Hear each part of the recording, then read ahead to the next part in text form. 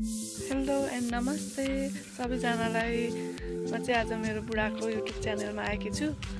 आज चाहिँ हामी बारी जोत्न गइरहेको छौँ। त्यही भएर म चाहिँ यहाँ मल छर्नको लागि सुरुमै आइसकेँ। बुढा चाहिँ अब एकछिनमा आएर जोत्नुहुन्छ।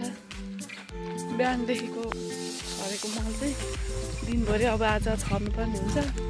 बुढाले आज दिनभरि जोत्नुहुन्छ। आज दिनभरिमा सकिँदैन, त्यही पनि अब भोलि आज र भोलि गरेर जोत्नुहुन्छ होला। यो चाहिँ हाम्रो कागती बारी। यहाँ चाहिँ मैले बिहान मल छरेको यहाँ जोत्नको लागि। यहाँ चाहिँ खोर्सानी रोप्नु पर्ने छ। यसपालि चाहिँ खोर्सानी रोप्दिने। पोहोरतिर त मकै छर्यौँ, बाँदरले राखेन एउटै। यसपालि चाहिँ खोर्सानी कस्तो हुन्छ भनेर रोपिदिनु खोज्दैछौँ। यो चाहिँ हाम्रो बारी। यो सबै आज मल छरिसक्नुपर्ने हो। उता पर पनि छ। बिहान मैले झ्यास टराएको। अब म चाहिँ मल छर्छु। बुढाले जोत्नुहुन्छ एकछिनबाट। बिहान मैले यति त छरेँ गाइज। कागती हाम्रो 3 गरा छ। कागती चाहिँ यो एभोकाडो,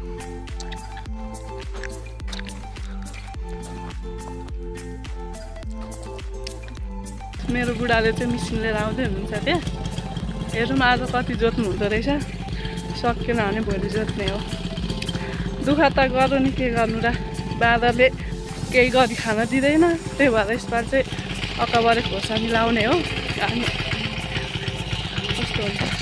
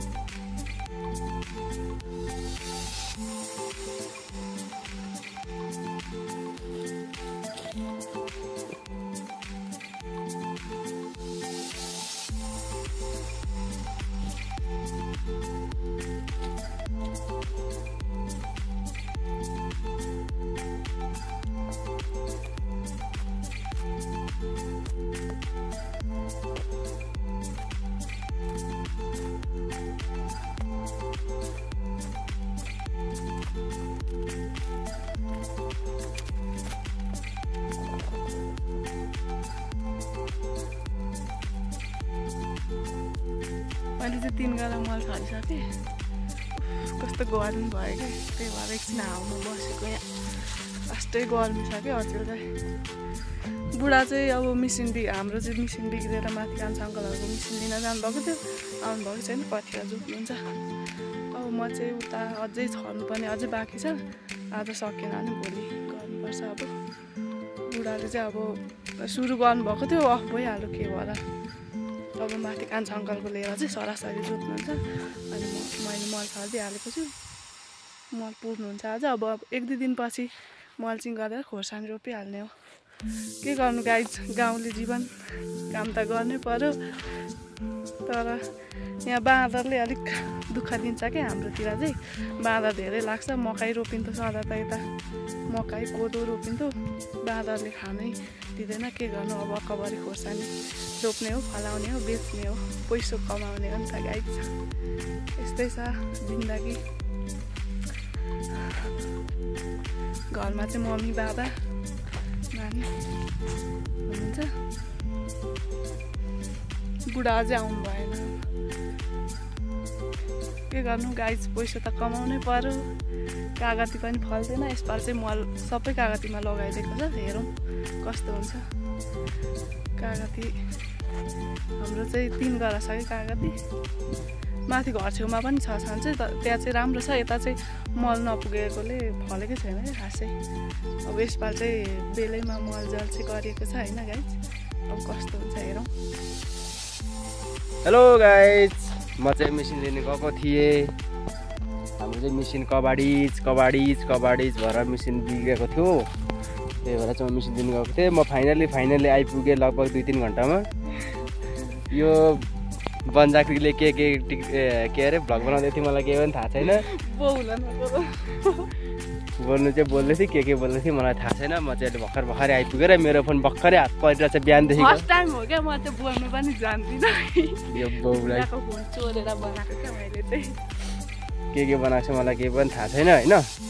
ठिकै थियो, जे बनाए पनि ठिकै नै होला होइन त बुढी। अब मेरो चाहिँ भन्नुपर्दा अब जोत्ने कार्यक्रम छ यहाँ चाहिँ होइन। यो बुढीले चाहिँ मल टक्क छरिसकेको छ, यहाँदेखि मुनि छ। अब नो स्टप मेरो जोताइ जान्छ पक्का। अब बेलुकासम्म जोत्ने हो टक्कसँगले। यो चाहिँ अब कागती पनि छ यहाँ चाहिँ। हामीले के अरे डल्ले खोर्सानी रोप्नु पर्ने हुन्छ यहाँ चाहिँ। पक्काबारी खोर्सानी रोपेर पैसा कमाउनु क्या गाइस, खोर्सानी रोप्नु पर्ने हुन्छ। अब यहाँ चाहिँ मकै छर्ने रहेछ, किन यसपालि मकै नछरेको भन्दाखेरि बाँदरले एक घोगानी भाँच्नु दिएन, यति सुक्खामा राख्थ्यो क्या बाँदरले। त्यही भएर चाहिँ यसपालि खोर्सानी रोप्ने हो।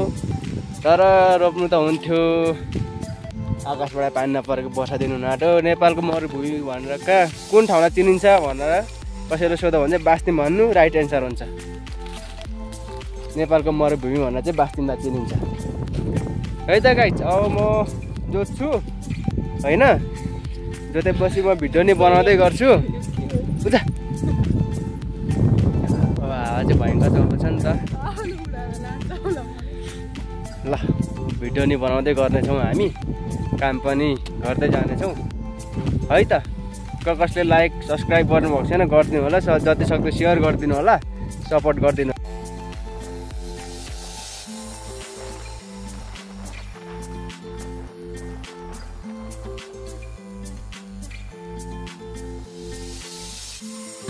बुढा चाहिँ धमाधम जोत्दै हुनुहुन्छ होइन। यता 3टा गरा चाहिँ सक्राउनु भएको छ कागती बारी। अब यता मकै छर्ने, यता चाहिँ मकै बारीमा जोत्दै हुनुहुन्छ। घाम त्यस्तै लागेको छ गर्मीले। मैले चाहिँ यहाँसम्म छरिसकेको छु म। अब उँभो छर्ने पर्ने, अनि उता पर्नै छ क्या। धुलो त्यस्तै उडिरहेछ गर्मीले।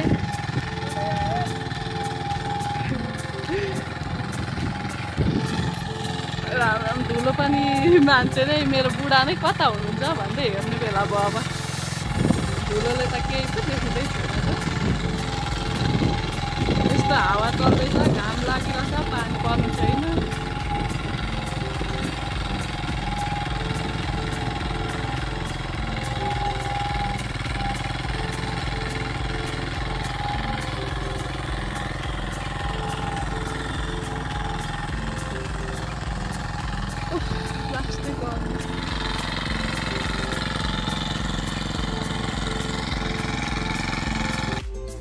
अब मैले चाहिँ खासै चिन्नु भएन होला। यता जोतिसकेँ। अब यो एउटा तल्लो गरा छ अनि यो छ।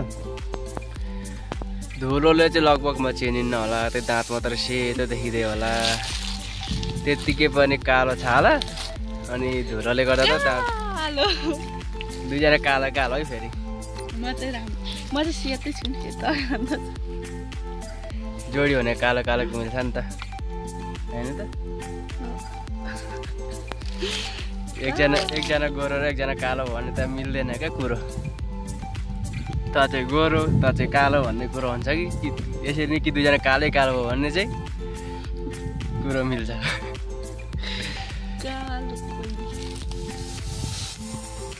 अब गर्मी चाहिँ खत्रै बढेछ, मधेसै भइसक्यो हाम्रोतिर पनि। दार्जिलिङले चाहिँ मल छरेको छरै छिन् होइन। मलाई यहाँ भेटेको हुँदैछ। आपसमा छर्दैछु क्या म चाहिँ एकदम। फेरि यसपालि चाहिँ अब सबैलाई होली लाग्यो, मलाई रुगा लागेर होइन।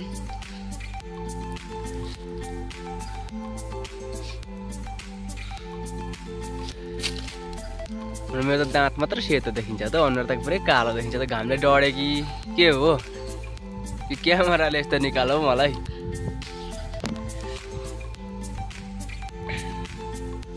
घाम चाहिँ पानी खानुको लागि रेस्ट गरेको यहाँनिर सँगले पानी खाने एकछिन बस्ने अनि फेरि कन्टिन्यू त्यही काम कन्टिन्यू नुहाउँधुरोले कपाल चिलाएर यस्तो हेर्छ है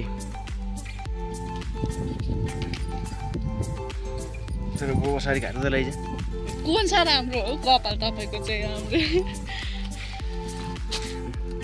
कति नै राम्री छ भनेर त्यही होला यसले चाहिँ भन्जाक्री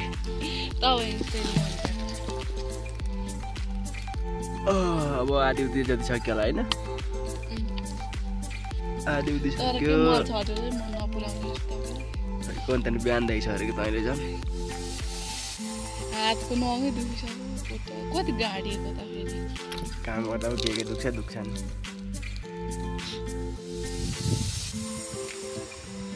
अब बसी खाने घरमा बिहे गरेको थिइस् पो गरेको थिइस् भए पो दुख्दैन थियो त हात पनि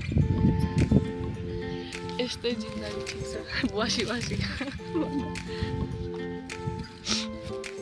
गाइस म चाहिँ 7औं गोरा समाप्त गरेर 8औं गोरामा प्रवेश गरेको छु होइन अब यहाँ छर्नुपर्ने बुढा चाहिँ तलै गरा जोत्दै हुनुहुन्छ त्यहाँ चाहिँ बाँझो छ नि त एक गरा चाहिँ त्यहाँ आज त्यति नै सक्नुहुन्छ होला म चाहिँ अब यो एक गरा चाहिँ छरिसकेर घर जानु पर्यो भन्दैछु अरू बाँकी रहेको चाहिँ अब भोलि परदेखिको चाहिँ गर्दै यो गरामा आइपुगेको छु फाइनली गाइज आज चाहिँ 8 गरा मैले छरिसकेँ होइन अब बाँकी रहेको चाहिँ भोलि छर्छौँ बुढा पनि अब जोतिसकेर घर आउनुहुन्छ म चाहिँ घर हिँडेको रात पनि पऱ्यो घरमा पनि अब केही काम गर्नु पर्यो नि त रात पऱ्यो अब बाँकी रहेको चाहिँ अब भोलि गर्ने हामी बुढा पर जोत्दै हुन्छ जोतिसकेर आउनुहुन्छ ल आजको लागि यति नै लाइक सब्सक्राइब कमेन्ट गर्न नबिर्सिनु होला है त बाई